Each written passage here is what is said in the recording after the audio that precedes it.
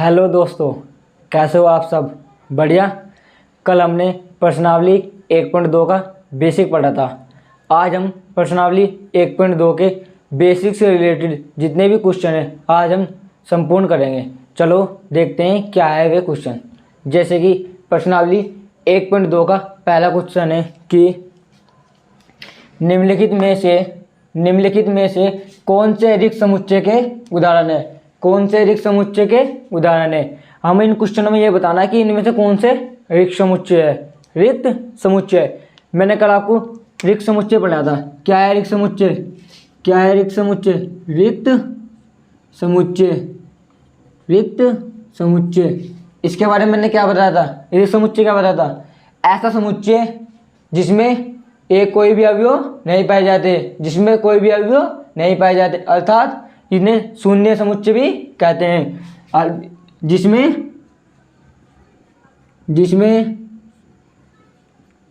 कोई भी अवयव नहीं होते हैं तो वे क्या कहलाते हैं? रिक्त समुच्चय कहलाते हैं। या इसी का दूसरा नाम मैंने आपको क्या बताया था? शून्य समुच्चय। शून्य समुच्चय। तो इसी में दे रखा है उन्होंने, इसमें दे रखा है जो क्वेश्चन नंबर फर्स्ट का दे रखा है कि इसमें फर्स्ट क्या है कि दो से भाज्य विषम प्राकृत संख्याओं का समुच्चय, मतलब दो से भाज्य विषम प्राकृत संख्याओं का समुच्चय है या नहीं, ये देखना। चलो देखते हैं क्या ये है। जैसे विषम प्राकृत संख्या क्या होती है? विषम प्राकृत संख्याएं, पहले मुझे ये बताओ आप, विषम प्राकृत संख्या क्या होती है? क्या होती है? जैसे कि वह संख्या जो विषम प्राकृत संख्या क्या होती है? वह संख्या जो अपने सिवा सिर्फ एक से कटती हो, अन्यथा और किसी से नहीं कटती हो, तो वह संख्या क्या कहलाती है? विषम प्राकृत संख्या। जैसे 1, 3, 5, 7, 9, 11, 13 और डैश। अब मुझे आप ये बताओ, क्वेश्चन में क्या कहा है कि दो से भाज्य विषम प्राकृत संख्याओं का समुच्चय। क्या इनमें से कोई सी भी संख्या, क्या इनमें से जितनी विषम प्राकृत संख्या है, इनमें से कोई सी संख्या दो से भाज्य है क्या? इनमें से कोई सी संख्या दो से भाज्य है क्या? दो से भाज्य मतलब इनमें से कोई सी संख्या दो से कट रही है क्या? नहीं कट रही ना। तो अब ये बताओ, जब ये दो से इनमें से कोई संख्या नहीं कट रही तो कोई अवयव प्राप्त हुआ हमें? कोई अवयव नहीं प्राप्त हुआ। तो ये रिक्त समुच्चय है या नहीं? ये रिक्त समुच्चय है। तो लिख देते हैं यह रिक्त समुच्चय है। रिक्त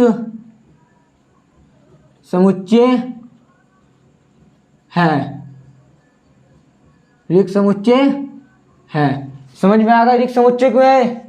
अब दूसरा देखते हैं।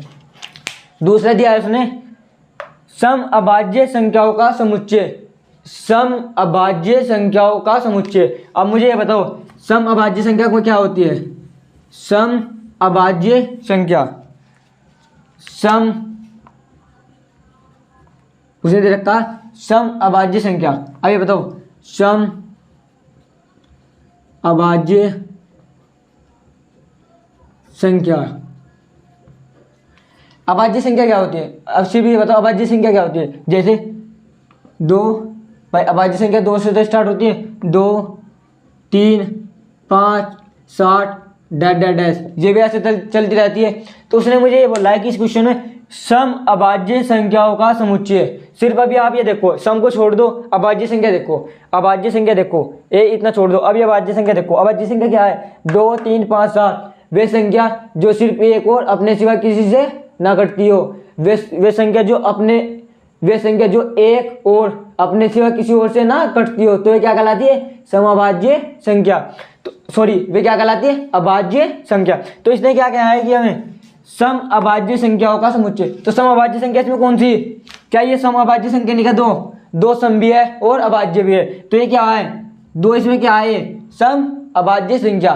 तो अब ये बताओ, सम अभाज्य संख्याओं का समुच्चय। तो ये क्या एक समुच्चय है क्या? क्या इसमें दो एक अवयव मिल नहीं आएगा हमें? दो क्या है हमारी अभाज्य संख्या, सम अभाज्य संख्या। तो क्या ये रिक्त समुच्चय है? यह रिक्त समुच्चय नहीं है, रिक्त समुच्चय, रिक्त समुच्चय नहीं है, नहीं है। कोई पूछने लगा आपसे कि रिक्त समुच्चय क्यों नहीं है? क्योंकि इसमें हमें एक दो अवयव मिल गया, इसलिए ये रिक्त समुच्चय नहीं है। समझ में आया?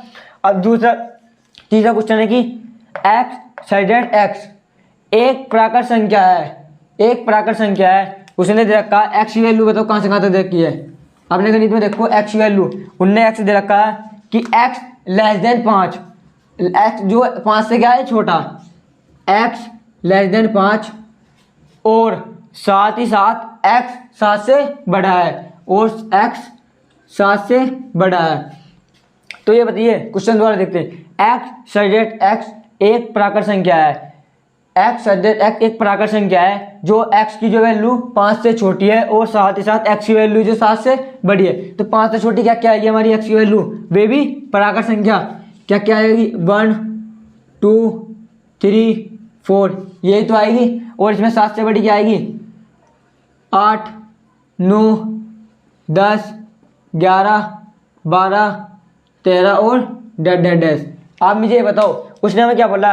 एक्स साइडेड एक्स एक प्राकृत संख्या है, एक प्राकृत संख्या है जो उसने एक्स की वैल्यू क्या कहा कि एक्स की वैल्यू 5 से छोटी है और साथ ही एक्स की वैल्यू जो है 5 से छोटी आएगी ना और साथ ही एक्स की वैल्यू 7 से बड़ी है। क्या ये वैल्यू 7 से बड़ी दिख रही है आपको? 7 से दिखाई दे रही है ये बड़ी? इनके बीच में एक वैल्यू मिल रही है, कौन सी है? देखो 4 के बाद 5, उनने 5 से छोटी बोली और 7 से बड़ी, तो इनके बीच में एक नंबर मिला वो 6। क्या मिला? 6। तो आप मुझे ये बताओ क्या जो x की वैल्यू 5 से छोटी है और वे वैल्यू 7 से बड़ी है? नहीं है ना, नहीं है ना। तो क्या कोई फिर अवयव मिलेगा? कोई अवयव नहीं मिलेगा। तो ये क्या हो जाएगा? रिक्त समुच्चय। क्या हो जाएगा ये? रिक्त समुच्चय, रिक्त समुच्चय है। समझ में आ गया क्यों है?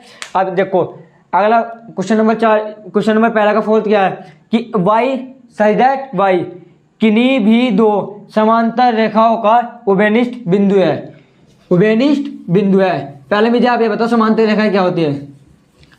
समांतर रेखाएं, अब देखो उसने हमें क्वेश्चन दिया, क्वेश्चन को समझना है। उसने बोला जो हमारा y साइडेड y किन्हीं भी दो समांतर रेखाओं का उभयनिष्ठ बिंदु है। आप ये बताओ समांतर रेखा खींचते हैं, जैसे कि मैंने एक समांतर रेखा खींच दी, ठीक है, और इनने क्या है किन्हीं भी दो मतलब दो समांतर रेखा देनी, एक समांतर रेखा ये खींच दी। उभयनिष्ठ बिंदु किसे कहते हैं? जब दो रेखाएं एक दूसरे को प्रतिच्छेद करती है। अब ये बताओ उभयनिष्ठ बिंदु किसे कहते हैं? जब दो रेखाएं एक दूसरे को कहीं प्रतिच्छेद करती है। तो ये क्या है हमारा? उभयनिष्ठ बिंदु, उभयनिष्ठ बिंदु। अब मुझे ये बताओ उसने हमें बोला कि किन्हीं भी दो समांतर रेखाओं का उभयनिष्ठ बिंदु है। तो ये हमारी दो समांतर रेखा है, क्या ये एक दूसरे को काट देगा? नहीं काट रही ना, ये ऐसे ही चलती रहेगी, एक दूसरे को नहीं काटेगी। तो अब ये बताओ जब ये एक दूसरे को नहीं काटेगी तो कोई अवयव नहीं प्राप्त होगा, कोई अवयव नहीं प्राप्त होगा। तो जब कोई अवयव प्राप्त नहीं होता उसे क्या कहते हैं? रिक्त समुच्चय, रिक्त समुच्चय, रिक्त समुच्चय। तो इसे लिख दो, यह है रिक्त समुच्चय। समझ में आ गया? समझ में आ गया? अब अगला क्वेश्चन देखते हैं, इसे उतारो, उतार लिया। अब नेक्स्ट क्वेश्चन देखते हैं।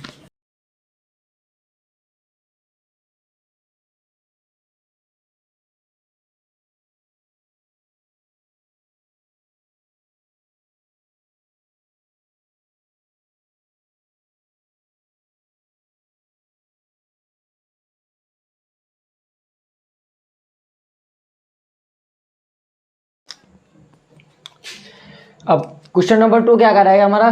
क्वेश्चन नंबर 2, दूसरा क्या कर रहा है? निम्नलिखित समुच्चयों में से कौन परिमित है और कौन अपरिमित है। हमें इसमें यह बताना है कि कौन परिमित है और कौन अपरिमित है। मैंने कल आपको जब बेसिक बताया था प्रश्नावली 1.2 का, मैंने परिमित और अपरिमित के बारे में बताया था। परिमित और अपरिमित के बारे में।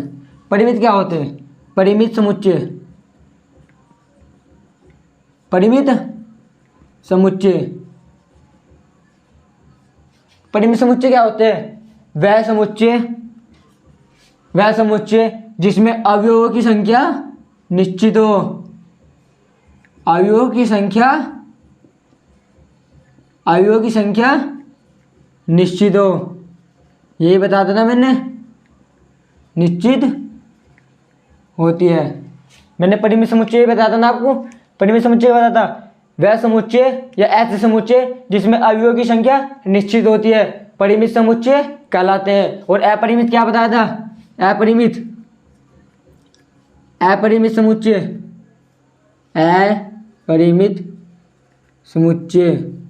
अपरिमित समुच्चय क्या बताया था? ऐसे समुच्चय जिसमें अवयवों की संख्या, बोलो मेरे साथ, जिसमें अवयवों की संख्या निश्चित नहीं होती, निश्चित नहीं होती है। समझ में आया? परिमित समुच्चय क्या होते हैं? परिमित समुच्चय क्या होते हैं? ऐसे समुच्चय जिसमें अवयवों की संख्या निश्चित होती है, परिमित समुच्चय कहलाते हैं। और अपरिमित समुच्चय ऐसे समुच्चय जिसमें अवयवों की संख्या निश्चित नहीं होती, तो वे हमारे क्या कहलाते हैं? अपरिमित समुच्चय। तो हमें इसमें यही बताना कि कौन सा समुच्चय अवयवों की संख्या निश्चित है तो वो परिमित हो जाएगा, और जिसमें अवयवों की संख्या निश्चित नहीं है तो वो अपरिमित हो जाएगा। तो चलो क्वेश्चन देखते हैं।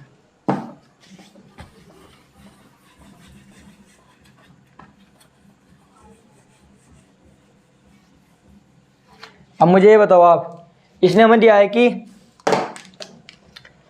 वर्ष के महीनों का समुच्चय, वर्ष के महीनों का समुच्चय, मतलब पहला दे रखा है वर्ष के महीनों का समुच्चय।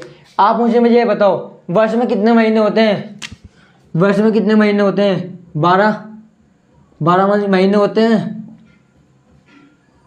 12 महीने होते हैं। क्या बताओ, ये जो 12 महीने होते हैं, जनवरी, फरवरी, मार्च, अप्रैल, मई, जून, जुलाई, अगस्त, सितंबर, अक्टूबर, नवंबर, दिसंबर, ये हमारे 12 महीने होते हैं। क्या ये निश्चित है क्या ये अवयव गिन सकते हैं क्या हम? सिंपल सी बात, गिन सकते हैं। तो कितने अवयव है? ये 12 ही आ जाएंगे हमारे समुच्चय में। कितने अवयव आ जाएंगे इसमें? 12। तो ये क्या निश्चित है? निश्चित है। तो ये पहला क्या हो जाएगा हमारा? परिमित समुच्चय। परिमित समुच्चय, परिमित समुच्चय। अब दूसरा देखो, दूसरा क्या बोल रहा है कि उसने मतलब क्वेश्चन में रखा है 1 2 3 dash dash dash, 1 2 3 dash dash dash. इसका मतलब क्या हुआ? उसने 1 2 3 डैश डैश दे रखा है, इसका मतलब उसने हमें प्राकृत संख्या दे रखी है। क्या दे रखी है? प्राकृत संख्या। उसने हमें ये दे दी प्राकृत संख्या, प्राकृत संख्या कैसे दे रखी है? 1 2 3 डैश डैश डैश। प्राकृत संख्या तो आपको पता ही क्या होती है? वस्तुओं को गिनने के लिए प्रयोग में ली जाने वाली संख्या क्या कहलाती है? प्राकृत संख्या। आप बोल देंगे सर वस्तुओं गिनने के लिए मतलब? अब ये बताओ भाई, ये क्या है मेरे हाथ में? मार्कर। ये क्या है? मार्कर। मुझे कैसे पता चला है कितने मार्कर है? मुझे कैसे पता चला? ये मैंने गिन के बताया ना, 1 2।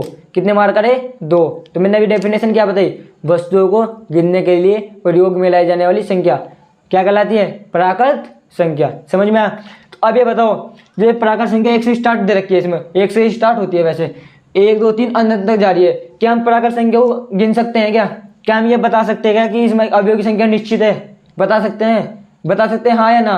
कमेंट करके बताओ अभी रोक के वीडियो, हाँ या ना, यस या नो में बताओ। रोक को कमेंट करके बताओ वीडियो रोक के। क्या है ये? क्या इसमें अवयव की संख्या निश्चित है? अवयव की संख्या इसमें निश्चित नहीं है। अवयव की संख्या इसमें निश्चित नहीं है। क्योंकि ये नंबर जो अनंत तक जा रहे हैं, मेरे अनंत तक जा रहे हैं, ये नंबर अनंत तक जा रहे हैं। तो इसलिए हम लिखते हैं ये क्या हो जाएगा हमारा? अपरिमित,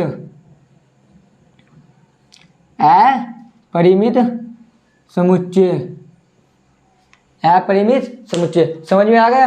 अब देखो क्वेश्चन नंबर ने 3 दिया है कि 1 2 3, ठीक है, 1 2 3 फिर डैश के बाद 99 कोमा फिर दे दिया 100। अब मुझे ये बताओ उसने जो ये दिया है ना, उसने ये ऐसे दिया है 1 मतलब ब्रैकेट में दिया 2 3 फिर डैश डैश डैश 99 फिर उसके बाद 100।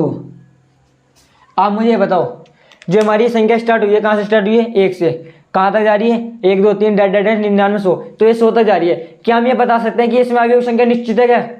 हाँ या ना बताओ, इसमें अवयव संख्या निश्चित है। आप बोलोगे कि सर आपको कैसे पता चला? ये बताओ भाई, देखो समझो 1 से स्टार्ट हुआ 1 2 3, ठीक है, कहाँ तक जा रहा है 100 तक, तो 100 तक खत्म हो रहा है ना बच्चे, ये कहाँ तक नंबर जा रहे हैं 100 तक, लास्ट 100 तक जा रहे हैं ना, तो क्या हम 1 से लेकर 100 तक गिन नहीं सकते? कितनी गिनती आती है उसमें अवयव पता नहीं चल रहा कितने अवयव आएंगे 100 ही अवयव आएंगे, उसमें कितने अवयव आएंगे 100। तो ये क्या हो जाएगा परिमित अपरिमित? बताओ क्या हो जाएगा परिमित, क्योंकि इसमें अवयव संख्या निश्चित है। तो क्या हो जाएगा ये बताओ परिमित।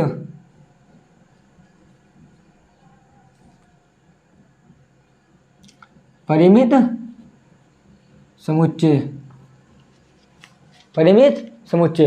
अब अगला उसने क्या दिया देखो अगला क्या दिया 100 से बड़े धन पूर्णांकों का समुच्चय।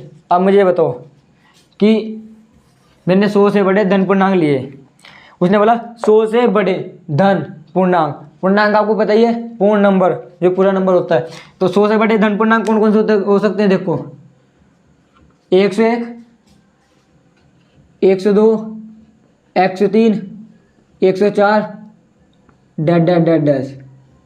अब ये बताओ जो 100 से बड़े धन पूर्णांक है हमारे, आप ये बताओ क्या हम इन्हें गिन सकते हैं? 100 से बड़े तो कितने भी हो सकते हैं, कितने भी हो सकते हैं, वे तो चली जा रही गिनती चलती जा रही, धन पूर्णांक अनंत तक चले जाएंगे, तो इन्हें हम गिन सकते रहेंगे? नहीं गिन सकते। तो ये हमारा परिमित होगा परिमित, सिंपल सी बात, क्या हो जाएगा ये हमारा परिमित। तो लिख दो इसे, फटाक से लिख दो जल्दी, क्या हो जाएगा परिमित, परिमित, परिमित समुच्चय। समझ में आया? क्लियर? आगे देखो अगला क्या है कि 99 से छोटे अभाज्य पूर्णांकों का समुच्चय, अभाज्य पूर्णांकों का समुच्चय। अब उसने क्या अभाज्य पूर्णांक क्या होते हैं? देखो उन्होंने बोला कि 99 से छोटे अभाज्य पूर्णांक लेने, तो अभाज्य संख्या कहाँ से स्टार्ट होती है? 2 से। कहाँ से स्टार्ट होती है? 2 से। और कहाँ तक क्या रखा है उसने? देखो उसने बोला 99 से छोटे, 99 से छोटे जितने भी अभाज्य पूर्णांक सारे ले लो, 2 3 5 7 डैश डैश डैश डैश 99 से छोटे कहाँ तक जाएगा? 97, 97।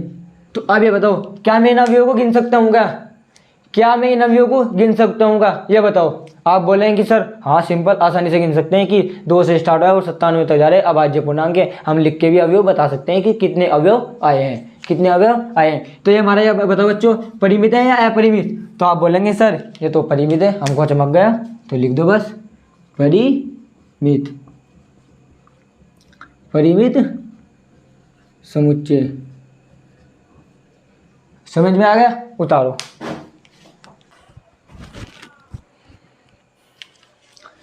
उतार लिए। अब नेक्स्ट क्वेश्चन देखते हैं।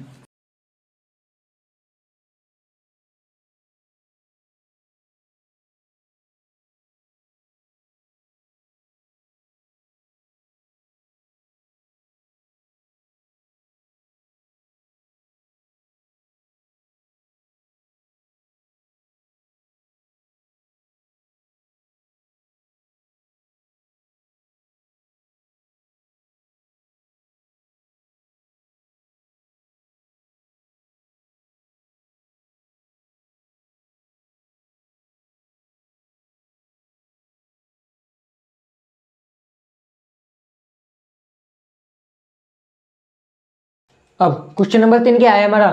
निम्नलिखित समुच्चयों में से प्रत्येक के लिए बताइए कौन परिमित है और कौन अपरिमित है। उसने क्वेश्चन नंबर 3 में हमें दिया पहला कि एक्स अक्ष के समांतर रेखाओं का समुच्चय। अब मुझे ये बताइए आपकी, ये बनाया मैंने, देखो इसे बोलते हैं, इसे क्या बोलते हैं इस लाइन को? एक्स, इसे बोलते हैं एक्स अक्ष और इसे एक्स डैश अक्ष, इसे वाई अक्ष और इसे वाई डैश अक्ष। समझ में आ गया? अब मुझे बताओ उसने क्या बोला है एक्स अक्ष के समांतर रेखाओं का समुच्चय। तो मुझे एक्स अक्ष के समांतर रेखा खींचनी है। ये देखो मैंने एक्स अक्ष के समांतर रेखा खींची है, ये खींच दी, ये खींच दी, ये खींच दी, ये खींच दी। मुझे समांतर खींचनी, मैं कितने खींचता हूँ देखो, ये लो मैं खींचता जा रहा हूँ, ये खींचता जा रहा हूँ, ये खींचता जा रहा हूँ, जितना भी मेरा मन कर रहा है मैं खींचता जा रहा हूँ। सारी की सारी जगह एक्स अक्ष के समांतर है ना, एक्स अक्ष के समांतर है ना। तो अब ये मुझे ये बताओ, क्या ये कंडीशन निश्चित है, निश्चित है? तो आप बोलेंगे सर ये तो कंडीशन अनिश्चित है, क्योंकि इसमें अवयव कितने हैं आप बता सकते हो किनके? आप बोलेंगे सर ये इतनी लाइन खींची हम कैसे बताएंगे? तो ये क्या हो जाएगा? अपरिमित। क्या हो जाएगा? ये अपरिमित समुच्चय, अपरिमित समुच्चय। समझ में आ गया अपरिमित समुच्चय क्यों है? क्योंकि इसमें अवयवों की संख्या अनिश्चित है। हम अब भाई कितनी भी लाइन खींच सकते हैं, कितने भी ड्रॉ कर सकते हैं। तो ये बताओ, ये अनिश्चित कंडीशन है ना, कितने भी बना सकते हैं। तो इसमें ये क्या हो जाएगा? अपरिमित। अब दूसरा नंबर क्या कहा है? दूसरे नंबर पे अंग्रेजी वर्णमाला के अक्षरों का समुच्चय। तो अब मुझे आप ये बताइए कि जो हमारी अंग्रेजी वर्णमाला में कितने अक्षर होते हैं? अंग्रेजी वर्णमाला में कितने अक्षर होते हैं? भाई ये तो पता ही होगा, ये भी नहीं पता। चलो जिसे नहीं पता मैं बता देता हूँ, लेकिन जो मेरे तुम्हें सबको पता होगा। अंग्रेजी वर्णमाला में कितने अक्षर होते हैं? ए से जेड तक, ए से जेड तक कितने होते हैं? 26। अभी बताओ, जो 26 जो अवयव है, ये अक्षर है जो 26, क्या ये निश्चित है अनिश्चित? आप बोलेंगे सर हम इन्हें गिन सकते हैं, बता सकते हैं, 26 है, सिर्फ पर निश्चय कम होते हैं इसमें। तो क्या ये परिमित हो जाएगा? अपरिमित। आप बोलेंगे सर परिमित है, ये परिमित है, परिमित समुच्चय, यह परिमित समुच्चय है। ठीक है, परिमित समुच्चय। ऐसा लग दो अगर आपको अच्छा लग रहा है, अपरिमित समुच्चय है और ये भी परिमित समुच्चय है। अपरिमित लिख दे, है लगा दिया मैंने आगे। तो अब ये बताओ, समझ में आ गया परिमित समुच्चय क्यों है? क्योंकि इसमें अवयव की संख्या निश्चित है। समझ में आ गया? अब बोला क्या बोला? उन संख्याओं का समुच्चय जो 5 के गुणज है। अब आप मुझे बताओ, उन संख्याओं का समुच्चय पूछा है जो 5 के गुणज है। 5 के गुणज का मतलब क्या है? देखो हम दो तरीके से बता सकते हैं, या तो ऐसे बता दो 5 के गुणज का मतलब जो 5 से कट जाए, 5 से कट जाए। क्या है? देखो 5, 10, 15, 20, 25, 30, डैश डैश डैश। तो आप मुझे बताओ, क्या ये 5 के गुणज नहीं क्या? भाई देखो, अगर मैं 5 गुना 1 में करूँगा तो कितना आया? 5, 5 गुना 2 में करूँगा तो कितना आएगा? 10। तो ये 5 गुना करके आ रहे हैं। गुणज का मतलब गुना करना, गुना करके आ रहे हैं ना, ये गुणज है नहीं का। गुणज का मतलब है उन संख्याओं का समुच्चय बताया जो 5 के गुणज है, जो 5 से आसानी गुना करके आ रहे हो और 5 से कट जा। तो बताओ 5 5 से कट जाएगा, 2 10 भी कट जाएगा, 15 भी कट जाएगा, 20 भी कट जाएगा, 25 भी कट जाएगा, 30 भी कट जाएगा। एक सिंपल सी भाषा में ऐसे बोल सकते हैं। उसने पूछा है 5 के गुणज, कि सारे के सारे 5 के गुणज नहीं क्या? भाई 5 के 5, 5 2 10, 5 3 15, 5 24, 5 5 25, 5 6 30 और ऐसे अनंत तक चलते रहेंगे। क्या हम बता सकते हैं ये निश्चित अवयव है? तो आप बोलेंगे सर ये तो 5 तक पता ही अनंत तक चलते रहेंगे, हमें क्या पता कितने अवयव है। तो आप इसी कंडीशन को क्या बोलेंगे? क्या बोलेंगे इसे? क्या ये कंडीशन निश्चित है अनिश्चित? आप बोलेंगे सर ये तो अनिश्चित अवयव है, हम बता ही नहीं सकते। तो ये क्या हो जाएगा? अपरिमित, अपरिमित, अपरिमित समुच्चय। समझ में आ गया? अपरिमित समुच्चय क्यों है? क्योंकि इसमें 5 के जो गुणज आ रहे हैं, 5 के जो गुणज आ रहे हैं वे अनंत है। अब अगला क्या है? क्वेश्चन नंबर 5, क्वेश्चन नंबर 4, पृथ्वी पर रहने वाले जानवरों का समुच्चय। आप सोच रहे हो कि सर पृथ्वी पर तो बहुत सारे जानवर रहते हैं, उनका उसका आपका सबका आंसर क्या है कि पृथ्वी पर आप कह रहे हैं कि सर पृथ्वी पर तो बहुत सारे जानवर रहते हैं, उन्हें तो हम ना तो गिन सकते ना पता लगा सकते हैं, कि सर ये तो अपरिमित हो जाएगी। थोड़ा समझो। अब ये बताओ सपोर्ट डेट, हम अपने गाँव को ले लेते हैं। क्या हम अपने गांव की जनगणना करेंगे जानवरों की? हम ये नहीं बता सकते क्या कि हमारे गांव में कितने बैल भैंस हैं? बता सकते हैं कि इनके? क्या कुत्ते बिल्ली का पता नहीं लगा सकते? हाँ, एक छोटा नॉर्मली बात होगी। देखो थोड़ा कंसेप्टली क्वेश्चन है तो थोड़ा समझना पड़ेगा। हम पृथ्वी पर जानवर गिन के बता नहीं सकते का भाई कितने चित्ते हैं हमारे वर्ल्ड में, कंप्लीट मतलब पृथ्वी मतलब पूरे संसार में कितने चित्ते हैं, बता नहीं सकते का कि कितने भालू भैंस गिन के बता सकते हैं। अगर हम उनकी जनगणना करने के लगे तो बता सकते हैं ना गिन के? हाँ या ना? सिंपल सी बात बता सकते हैं। नहीं तो आएगा नहीं कि आप बोलेंगे सर हमारे यहाँ तो टाइगर अनंत है, अंधन उन्हें जितने मर्जी, ऐसे थोड़े ही बता दोगे कि आप बोल लेंगे कि सर हमारी पृथ्वी पे तो हाथी इतने इतने अनंत हम कभी गिन नहीं सकते। क्या ये ऐसी कंडीशन बन सकती है? ऐसी कंडीशन इट इज इम्पॉसिबल। तो ये बताओ जानवरों का जो समुच्चय पृथ्वी पर रहने जानवर समुच्चय ये परिमित है अपरिमित? तो आप क्या बोलेंगे? अब बोलना है इसे अपरिमित, क्योंकि हम गिन सकते हैं। तो इस कंडीशन में क्या बोलेंगे? अपरिमित। सॉरी क्या बोलेंगे, परिमित, क्या बोलेंगे, परिमित, परिमित समुच्चय है। समझ में आ गया परिमित समुच्चय क्या है? थोड़ा देखो सोचो, आप सोच रहे हो कि सर पृथ्वी पर इतने सारे जानवर रहते हैं, हम कैसे गिने? देखो अगर हम गिनने के लिए लगे, जनगणना करने लगे, तो हर कंट्री से हर जानवर की जनगणना होगी तो हम इसे गिन के बता सकते हैं। तो ये कंडीशन हमारी निश्चित बनेगी। समझ में आ गया? अब अगला देखो, मूल बिंदु 0 0 से होकर जाने वाले वृत्तों का समुच्चय। भाई मूल बिंदु तो आपको बताइए किसे कहते हैं, ये बताओ। ये मैंने मूल बिंदु की तरफ सेंटर पॉइंट, ये क्या है? ये मूल बिंदु है, ये कोई एक मूल बिंदु, इस पर जो ये मूल बिंदु जिस लाइन पे काटती है, मूल बिंदु तो किसे कहते हैं? जहाँ पर दो लाइट बीचों बीच काटती है, ये मूल बिंदु का। इसके जो पॉइंट आएंगे वही तो होंगे 0,0, हाँ है ना, आएंगे, ये मूल बिंदु है। तो मैं इसे ऐसे लिख बनाता हूँ, देखो ये मैंने बना दिया मूल बिंदु। तो उसने क्या बोला, मूल बिंदु 0 0 से, ये मूल बिंदु 0 0 मान लिया कि इसके दो पॉइंट 0 0 से होकर जाने वाले वृत्तों का समुच्चय। अब ये बताओ, ग्राफ आपने सबने देखा होगा, वृत्त बना होगा। ये सोचो थोड़ा 3D में सोचो, ये देखो ये मेरी जो फिंगर है ना, एक ये मेरा अंगूठा, ये उंगली, ये सोचो कि ये मेरी पेंसिल है और ये मेरा ग्राफ का वो सॉरी जो हमारा पुरकार है ना, पुरकार है और पुरकार में पेंसिल फंसी हुई है। तो ये बताओ, इसे थोड़ा 3D में सोचो। जैसे मैं यहाँ मूल बिंदु पर रखूँगा तो क्या मैं ऐसे एक ग्राफ बना सकता हूँ? आप बोल रहे हो कि सर बना सकते हो, बना सकते हो। तो अब ये बताओ कि मैं मूल बिंदु को केंद्र मानकर कितने ग्राफ खींच सकता हूँ? उसने पूछा कि मूल बिंदु 0 0 से होकर जाने वाले वृत्तों का समुच्चय। तो आप बोल रहे सर कि मूल बिंदु से तो एक तो मैं ये खींच सकता हूँ ग्राफ। देखो सॉरी, अगर ग्राफ मतलब जो मैं वृत्त खींच रहा हूँ, अगर ये गोल ना बनना इसके लिए सॉरी, ठीक है? थोड़ा समझो, देखो इतना भी गोल नहीं बनाना जरूरी है, इसे समझो। क्या बताओ, मैं मूल बिंदु मान के एक वृत्त खींच सकता हूँ। आप बोलेंगे सर मैं मूल बिंदु मान के एक छोटा सा वृत्त खींच सकता हूँ, हाँ या ना? आप बोलेंगे सर मूल बिंदु मान के मैं एक और खींचता हूँ। फिर एक स्टूडेंट और बोला सर मैं एक भी खींच सकता हूँ। फिर मैं बोला कि बेटा एक भी खींच दो। तो ये बताओ, ऐसा मूल बिंदु केंद्र मान के और मैं प्रकार अपने प्रकार की चौड़ाई पर रखता चला जाऊंगा और ग्राफ की संख्या भी बढ़ती चली जाएगी। तो ये कंडीशन नहीं बताओ, निश्चित है निश्चित? तो आप बोलेंगे सर ये तो अनिश्चित कंडीशन है। कितने भी किसी भी पॉइंट को मैं मूल बिंदु को पॉइंट मान के अनेक वृत्त खींच सकता हूँ। अनेक का मतलब बहुत सारे। तो क्या हो जाएगी, निश्चित है अनिश्चित? क्या आप बोलेंगे सर ये तो अनिश्चित कंडीशन है, तो चलिए हमारी ये क्या हो जाएगी, परिमित अपरिमित। तो आप बोलेंगे सर ये तो हमारी अपरिमित हो गई। क्या हो गई, अपरिमित, अपरिमित समुच्चय। क्या होगा ये हमारा अपरिमित समुच्चय, अपरिमित समुच्चय है। समझ में आ गया? नोट करो, उतार लिया। नेक्स्ट क्वेश्चन,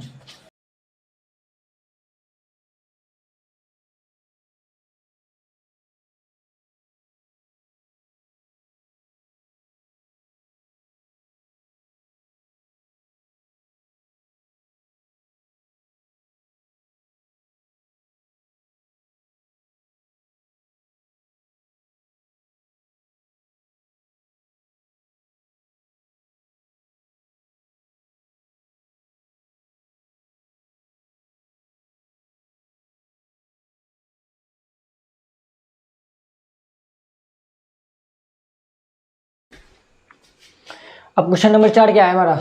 क्वेश्चन नंबर 4 देखो, हमें बताना है निम्नलिखित में बतलाइए कि a बराबर b है अथवा नहीं। a बराबर b का मतलब क्या है? हमें ये बताना कि a बराबर b का मतलब है कि हमें ये बताना है कि जैसे a बराबर b दिया है उसने, a बराबर b, इसका मतलब क्या है? a बराबर b का मतलब है कि ये समान समुच्चय है या नहीं, समान या तुल्य समुच्चय, समान या तुल्य समुच्चय। हमें बताना है कि ये समान या तुल्य समुच्चय है या नहीं, हमें ये बताना है। तो अब ये बताओ मुझे आप, उसने दे रखा है पहला a बराबर क्या दे रखा है, a b c d और b बराबर दे रखा है d c b a। अब अच्छा इसमें जरा जोर गौर से देखो, अपने मैथ में देखो, अगर यहाँ नहीं दिख रहा तो मैथ में ध्यान मारो। जो a की वैल्यू दी है क्या b में मिल रही है क्या? थोड़ा सोचो, देखो a यहाँ पे भी है और b में ये रहा यहाँ पे, b इसमें भी है और इसमें भी है, c इसमें भी है और इसमें भी है, d इसमें भी और इसमें भी है, इसमें भी 4 अवयव है और इसमें भी 4 अवयव है। इसके 4 के 4 अवयव इसमें पाए जा रहे हैं और इसके 4 के 4 अवयव इसमें पाए जा रहे हैं। तो अब ये बताओ ये a बराबर b है या नहीं? तो आप क्या बोलेंगे सर a बराबर b है। तो बस कर दो ए बराबर बी। आ गया समझ में? ये हमारा ए बराबर बी है, समझ में आ गया।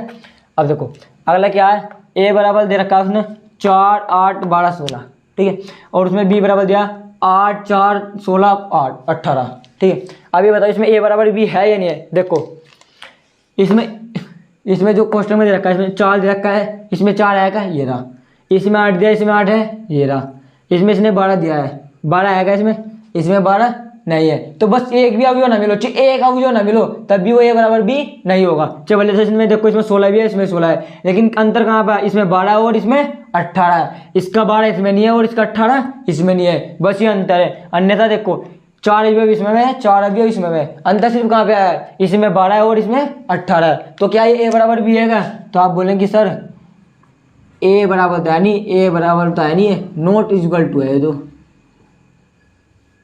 नॉट इक्वल टू मतलब ये ए बी के बराबर नहीं है। अब अगला तीसरा देखो, उसने दिया है 2 4 6 8 10, ठीक है, और उसने बी में बोला कि एक्स षड्यंक एक्स समधन पूर्णांक है, समधन पूर्णांक है, और कंडीशन दी है कि उसने एक्स की जो वैल्यू ना, एक्स की वैल्यू 10 या 10 से छोटी है, इसका मतलब क्या, लेस देन और इक्वल टू, जब कम होगा तो छोटी, क्या होता है उसे लेस देन बोलेंगे। तो जो एक्स की वैल्यू एक्स लेस देन की से 10 से ना है, तो एक्स की वैल्यू क्या, या तो 10 हो सकती है 10 से छोटी। तो हमें ना ये बताओ क्या इसके अंदर 10 या 10 से छोटी समधन पूर्णांक है? एक तो सम होने चाह और धन पूर्णांक होने चाह, धन का मतलब पॉजिटिव या धनात्मक होने चाह, वो 10 से छोटे होने चाह, उन्होंने कंडीशन बोल ली। तो देखिए उसमें 2 भी 2 से छोटा हो और धन पूर्णांक है, 4 भी 10 सॉरी देखो 2 भी 10 से छोटा हो धन पूर्णांक है, 4 भी 10 से छोटा हो धन पूर्णांक है, 6 भी 8 भी और 10, उसने यहाँ बोला कि 10 भी हो सकती है, तो 10 भी है। एक तो ये हमारी सम संख्या है, देखो पंचों पंचों सम संख्या है ना, 2 4 6 8, वह सम संख्या किसे कहती है, जो अपने अलावा किसी और अन्य संख्या से भी कट जाती है, सम संख्या कहलाती है, सिंपल बात। तो ये बताओ ये किसी और से कट गया ना, सम संख्या ये धन पूर्णांक ये है, 10 से छोटे ये है और 10 के बराबर भी है, तो इसे क्या बोल लेंगे हम, क्या ये ए बराबर भी है? तो आप बोल लेंगे सर ये ए बराबर भी होगा, ए बराबर भी होगा, समझ में आ गया। अब अगला नेक्स्ट देखो, उसने ए बराबर दिया है एक्स षड्यंक एक्स संख्या 10 का गुणज है, संख्या 10 का गुणज है। तो अब ये बताओ संख्या 10 का गुणज क्या, मैंने अभी पीछे क्वेश्चन करवाया था कि उसमें क्या था 5 का गुणन देखना था मैं, तो इसमें 10 का गुणन देखना है, उसने बी बराबर दे दिया, गुणज कुछ नहीं, बस ये देख लो इनमें जो 10 की 1 की गुना करने पर या 2 की गुना करने पर उसमें से मिल जाएगा, वो आ जाएगा सारे के सारे।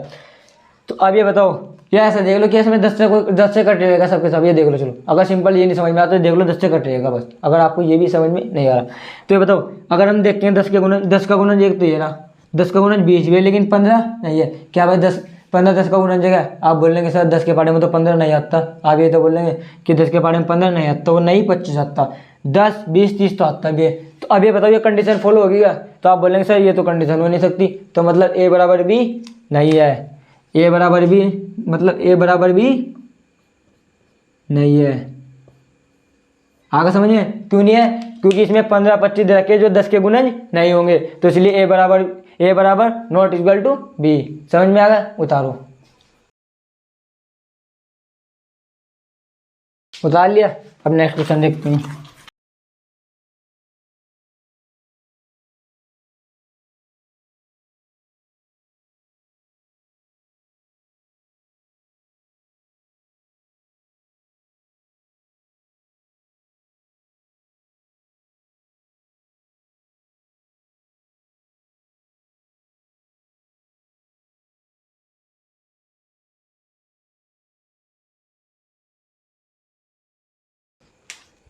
अब देखो क्वेश्चन नंबर 5 क्या है हमारा, क्या निम्नलिखित समुच्चयों का युग समान है, कारण सहित बताना है। तो कारण सहित बताना है तो बताओ मुझे, इसमें देखो उसने पहला दिया है ए बराबर हमें क्या दे रखा है कि, अब ये बताओ ए बराबर उसने हमें क्या दिया है क्वेश्चन में 2,3 दिया है, 2 अवयव दिए है, और उसने बी बराबर दे दिया कि एक्स षड्यंक एक्स समीकरण x square plus 5x plus 6 बराबर 0 का एक हल है।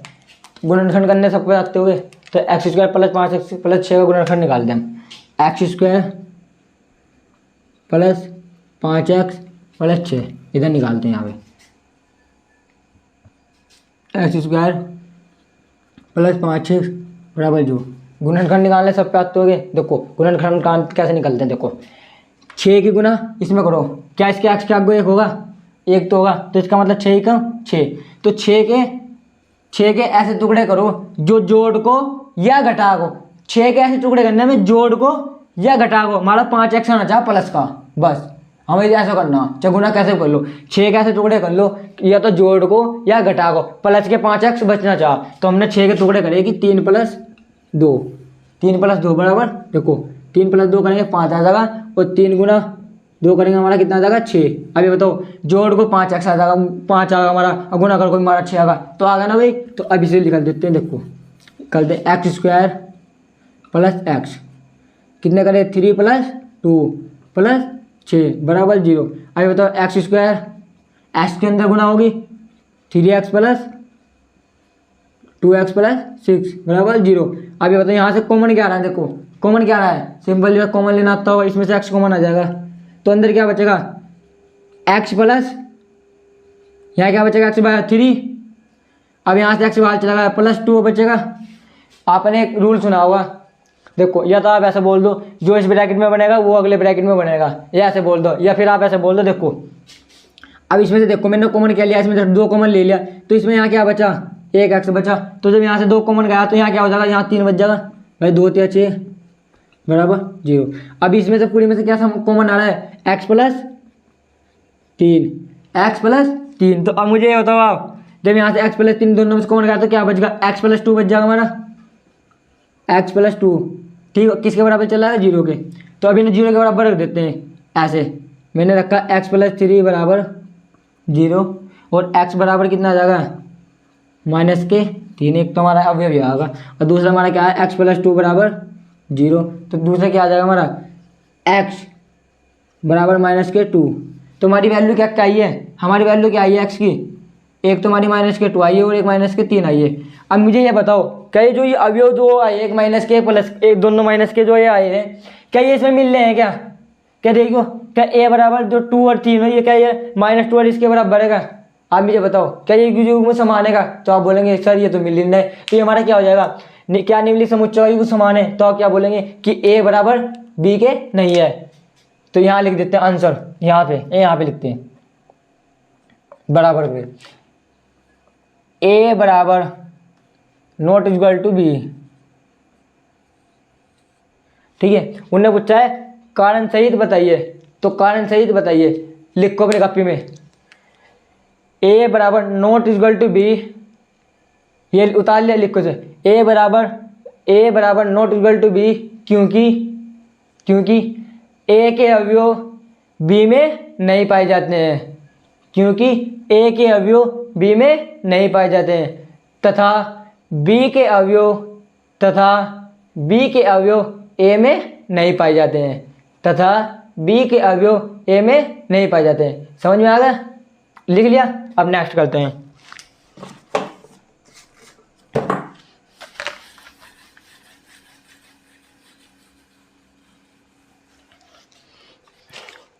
अब नेक्स्ट क्वेश्चन क्या है हमारा, उसने हमें a बराबर दिया है, a सब्जेक्ट x, a बराबर दिया था x सब्जेक्ट x शब्द फॉलो दे रखा का एक अक्षर है। तो हम देखते हैं पहले इसमें क्या करते हैं, इसे हम रोस्टर रूम में लिखते हैं, a बराबर,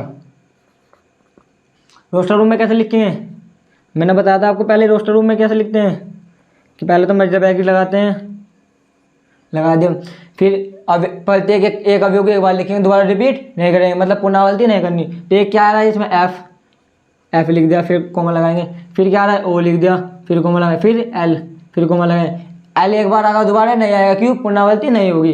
फिर उसके बाद ओ भी आ गया हमारा, फिर उसके बाद डब्लू, एक तो हमारा ये आ गया। अब उसमें बी बराबर दिया है, बी का भी लिखते हैं। वाई शब्द वूल का एक अक्षर है, तो इसे भी लिखते हैं। भाई ये तो ऐसा कैसे लिखा जाए, क्योंकि एक का अक्षर है तो कितना हो जाएगा W, O, L, F, ठीक।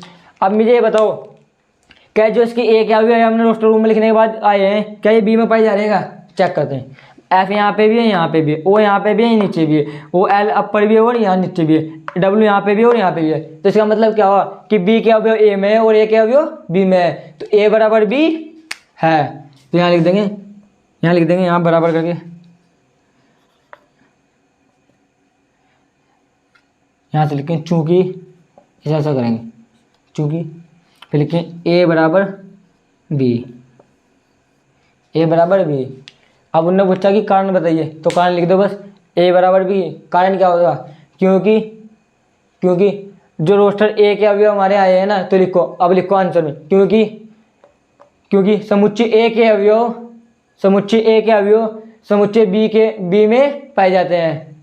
समुच्चय ए के अवयव समुच्चय बी में पाए जाते हैं और समुच्चय बी के अवयव समुच्चय ए में पाए जाते हैं, इसलिए ये ए बराबर बी है, इसलिए ये ए बराबर बी है। समझ में आ गया।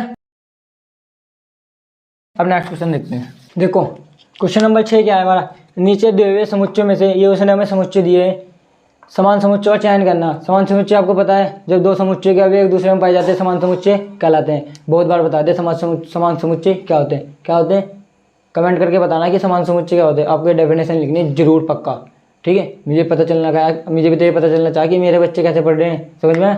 चलो समान समुच्चय क्या होते हैं मैंने बताया था ना। अब ये बताओ, हमें देखना कि इसमें से जो समुच्चय ये दिया है हमें, इसके जैसा समुच्चय इनमें से कौन सा, इस ए के बराबर कौन सा और बी के बराबर कौन है, सी के बराबर कौन सा समुच्चय और डी के बराबर कौन सा है और ई के बराबर कौन सा है, एफ के बराबर कौन सा है, जी के बराबर कौन सा है और एच के बराबर कौन सा मिला है हमें।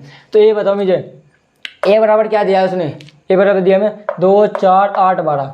अब ये देखो, अगर ये ना यहाँ पे ना दिख रहा हो तो अपने मैथ में देख लो, लेकिन मेरी वॉइस तो आपको आ रही है ना, आवाज़ आ रही है तो बहुत है।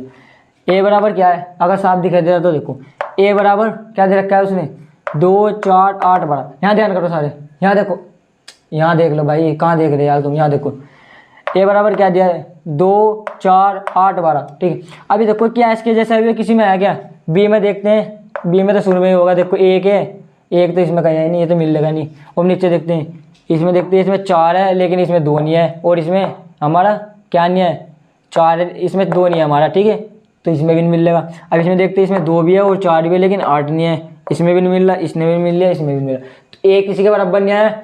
अब बी देखते हैं, क्या बी इनमें से किसी के बराबर है। देखो अगर ये किसी के बराबर नहीं आया तो इसका मतलब है यो ए अब किसी के बराबर नहीं होगा, इसे तब छोड़ देंगे हम, ठीक है। अब बी को देखते हैं, 1 2 3 4, ये देखो किसी से मिल रहा है, इसमें नहीं मिल रहा एक तो, क्योंकि इसमें 4 है, इसमें 4 है लेकिन 1 2 3 नहीं है। अब डी में देखते हैं, क्या डी में 1 2 3 4 है क्या, 1 भी है 2 भी है 3 भी है और 4 भी है, इसमें हमारा मिल गया ना, तो लिख देंगे कि बी बराबर, यहाँ लिख देंगे आंसर में बी बराबर डी। एक तो हमारा क्या है, बी बराबर डी आया है। अब देखते हैं बी और भी कहीं मिल रहा है, यहाँ भी नहीं मिल रहा भाई, यहाँ एक आ रहा है लेकिन उसमें इसमें 1 2 3 4 नहीं है, इसमें भी नहीं है और इसमें भी एक ही और है नहीं। अब इसमें बी किससे नहीं मिला, अब सी को देखते हैं, क्या सी किसी से मिल रहा है 4 8 12 14, क्या देखना नीचे किसी में 4 8 14 12 आया क्या, बस इसमें 4 है और आगे नहीं है, ठीक है। आप सोचे कि सर इसमें मिल रहा होगा, यहाँ देखो ये ए कैसे मिल जाएगा इसमें, क्या नाम, सॉरी ये तो हमारा हमने देख लिया ना 4 8 12, इसके बाद डी बी, अच्छा इसके बाद सी देखना है ना, तो सी ये देखो क्या इसमें कैसे मिल जाएगा, 4 भी है 8 भी है 12 भी है, क्या 14 आएगा इसमें। आप बोलेंगे सर 14 नहीं है, तो ये तो मिलेगा नहीं, तो अब ये पल्ले तो खत्म हो गए, ये पल्ले किसी से नहीं मिलेंगे। अब डी को देखते हैं, 3 1 4 2, ये मिल गया हमारा किसमें, बी में, हमने शुरू में लिख दिया। चाहे बी बराबर डी लिख लो या चाहे डी बराबर बी, ये लिख लो, दोनों एक ही बात है, समझ में आया। ऐसे लिख लो चाहे दोनों एक ही बात है, समझे। अब इसका ई देखते हैं, क्या ई किस में मिला है, -1 1 किस में आ गया भाई, इसमें 0 1 है, इसमें 1 और माइनस है, देखना इसमें -1 है, इसमें -1 है, यहाँ पे माइनस है, इसमें -1 है, इसमें -1 है, इसमें 1 है, इसमें 1 है, तो ई बराबर जी के हो जाएगा, तो लिख दो ई बराबर किसके है, जी के, हो गया। अब देखते हैं, अब देखते हैं क्या 0 1 इसी में है क्या, हमने देखा ना जी में और एच में 0 है लेकिन ए नहीं है। अब जी देखते हैं, जी हमारा ई के बराबर हो गया। अब एच देखते हैं किसी के बराबर आएगा, 0 1 किसी में नहीं है, तो हमारा आंसर क्या है, एक तो बी बराबर डी आया और ई बराबर जी आया। समझ में आ गया, हो गया सवाल उतार लिया। आज ये क्वेश्चन थे, हमारी प्रश्नावली 1.2 आज समाप्त हो गई, ठीक है। अब हम जो आपसे जो एग्जाम्पल नहीं होंगे प्रश्नावली 1.2 से रिलेटेड, या आप मुझे कमेंट करके बता देना कि सर हमारी प्रश्नावली 1.1 के ये एग्जाम्पल रह गए और एग्जाम्पल एक्सरसाइज 1.2 के रह गए। जो आपसे एग्जाम्पल नहीं होंगे, मैंने आपको कहा था कि मैं अलग से एक वीडियो बना दूँगा, उसमें प्रॉपरली सारे एग्जाम्पल प्यार से अच्छे से समझा के वीडियो बना के डाल दूँगा, ठीक है। लेकिन ज़रूर बता देना मुझे, ठीक है। तो आज के लिए इतना ही, बाय बाय।